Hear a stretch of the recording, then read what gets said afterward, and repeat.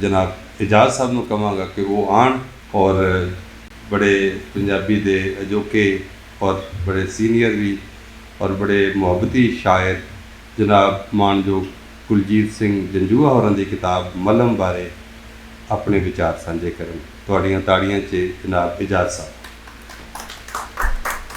Doctor Kuljeet Singh जंजूआ की किताब की मुख बखाली में असी शामिल हैं। एक छोटी जी लिखित है 2 सफ़े की सिर्फ तो एक नज़म तुहाडे नाल सांझी करांगा। नेचर का शायर डॉक्टर कुलजीत सिंह जंजूआ। डॉक्टर कुलजीत सिंह जंजूआ अपने पुरखों की परंपरा नूं पालन वाला शायर है। वो अपने वड़कियां की हिम्मत लगन ते सिदक नूं सलाम करन वाला जी है। वो ना तो हयाती दियां औकड़ां तो घाबरन वाला फर्द है ते ना ही कामयाबियां समेटन मगरों खुशी के ढोल वजाउण वाला इंसान। वो एक छोटे बाल वांग धुप हनेरे तो डर के अखां मुंद लैण वाला मनुख है। उन्होंने कदे भी हयाती दे उजड़े बाग ते सुक्के फुल पत्तर चंगे नहीं लगते। वो सुपने वेखण में यकीन रखता है। उहदी कविता नूं 5 पाणियां दी गुड़ती है। वो नावां थावां ते जात पात दे वंड वखरेवें दा विरोधी है। उहदे अंदर दा मौसम कदे मैपल दे सुनहरी पत्तियां नूं बेजान हो के हेठां डिगदियां वेखदा है ते दुखी हो जाता है ते कदे सवेर सार बनेरे ते बैठी किसी प्यारी चिड़ी की चूक सुन के खुश हो जाता है। वो किसी नवीं करोंबल के फुटन की आस विच बैठा अपने गुजरे कल नूं जफा नहीं मारदा। वो उस वक्त विचलियां अनमुलियां नॉस्टैल्जिक यादां नूं अपनी शायरी राहीं सांभण दा यतन करता है। वो नेचर का शायर है। उन्होंने हवा रंग खुशबू तितलियां मौसम चंगे लगते हैं। उहदियां सोचां दा अंदाज़ रोमांचक जरूर है पर सतही हरगिज़ नहीं। कुलजीत मर्द औरत के जिनसी मिलान नूं उंज नहीं वेखदा चाखदा जिवें बाकी शायर उस विचों चस्केदारी की कोई गल लभ लैंदे ने। ਉਹ ਉਹਨੂੰ जिनसी ਖਾਹਿਸ਼ਾਂ ਤੋਂ ਉੱਪਰ ਉੱਠ ਕੇ ਇੱਕ ਦੂਜੇ ਨੂੰ ਸਤਿਕਾਰ ਦੇਵਣ ਦਾ ਚਾਹੀਵਾਨ ਹੈ। ਪੰਜਾਬੀ ਦੀ ਕਲਾਸਿਕੀ ਸ਼ਾਇਰੀ ਵਾਂਗ ਕੁਲਜੀਤ ਸਿੰਘ ਦੀਆਂ ਜ਼ਿਆਦਾਤਰ ਨਜ਼ਮਾਂ ਵਿਚਲੀ ਔਰਤ ਦੀ ਆਵਾਜ਼ ਨੂੰ ਬੁਨਿਆਦੀ ਅਹਿਮੀਅਤ ਹਾਸਲ ਹੈ। ਉਹ ਰਿਸ਼ਤਿਆਂ ਨਾਤਿਆਂ ਨੂੰ ਧੁਰ ਨੇੜਿਓਂ ਵੇਖਣ ਸਮਝਣ ਤੇ ਸੰਭਾਲਣ ਦੀ ਕੁਦਰਤ ਰੱਖਦਾ ਹੈ।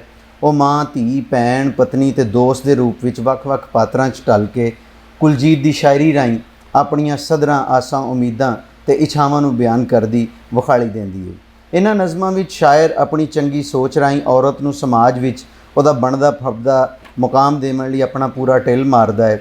उहनूं अदब सत्कार देवण दे यतन करदा है। वो पंछियां रंगां रुत्तां तितलियां कबूतरां चिड़ियां कावां छल्लां दरियावां पहाड़ां तस्वीरां मंजरां झरनियां झीलां खेतां खलियानां ते कुदरत दे खूबसूरत नज़ारिਆਂ नूं अपनी शायरी दे रंग विच रंगण लई उतावला है।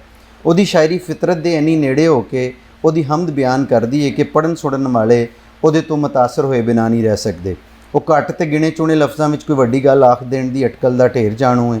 ਕੁਲਜੀਤ ਨੇ ਪਿਛਲੇ 30-40 ਵਰ੍ਹਿਆਂ ਵਿੱਚ ਸ਼ਾਇਰੀ ਨੂੰ ਪੰਖ ਪਖੇਰੂਆਂ ਵਾਂਗ ਭੋਰਾ ਕਰਕੇ ਚੁਗਿਆ ਹੈ।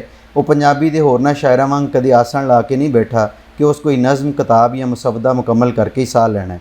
ਉਹਨੇ ਉਹ ਕੁਝ ਲਿਖਿਆ ਹੈ ਜਿਹੜਾ ਹੱਡੀ ਹੰਡਾਇਆ ਤੇ ਭੋਗਿਆ ਹੈ। ਉਹਦੀ ਸ਼ਾਇਰੀ ਵਿੱਚ ਅਸੀਂ ਹਿਜਰਤ ਦੇ ਕਰਬ ਨੂੰ ਬੜੀ ਸੌਖਤ ਨਾਲ ਵੇਖ ਚਾਖ ਸਕਦੇ ਹਾਂ।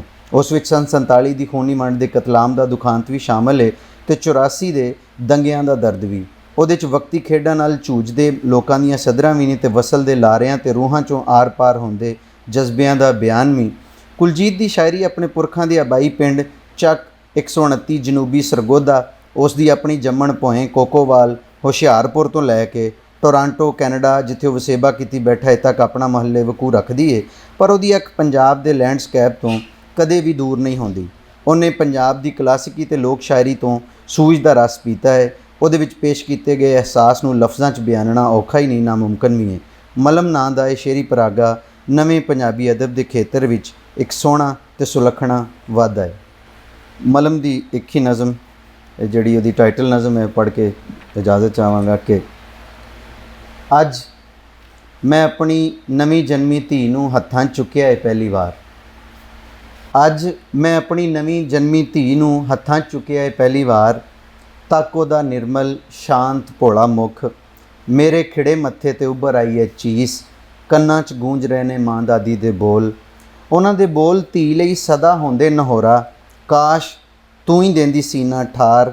ਜੰਮਦੀ ਪੁੱਤ ਫਿਰ ਜੰਮਿਆ ਸਾਂ ਮੈਂ ਤੇ ਠਰ ਗਿਆ ਸੀ ਸਭ ਦਾ ਸੀਨਾ। ਛੁੱਟ ਗਈ ਸੀ ਭੈਣ ਦੀ ਜਾਨ। ਹੁਣ ਮੈਂ ਚਾਹੁੰਦਾ ਹਾਂ ਧੀ ਨੂੰ ਦੇਵਾਂ ਇੰਨਾ ਪਿਆਰ ਤੇ ਧੋ ਦੇਵਾਂ ਪੁਸ਼ਤਾਂ ਬੱਦੀ ਧੀਆਂ ਦੀਆਂ ਰੂਹਾਂ ਦੇ ਜ਼ਖਮ ਤੇ ਲਾ ਦਿਆਂ ਅਦਬ ਸਤਕਾਰ ਦਾ ਮਲਮ। ਸ਼ੁਕਰੀਆ।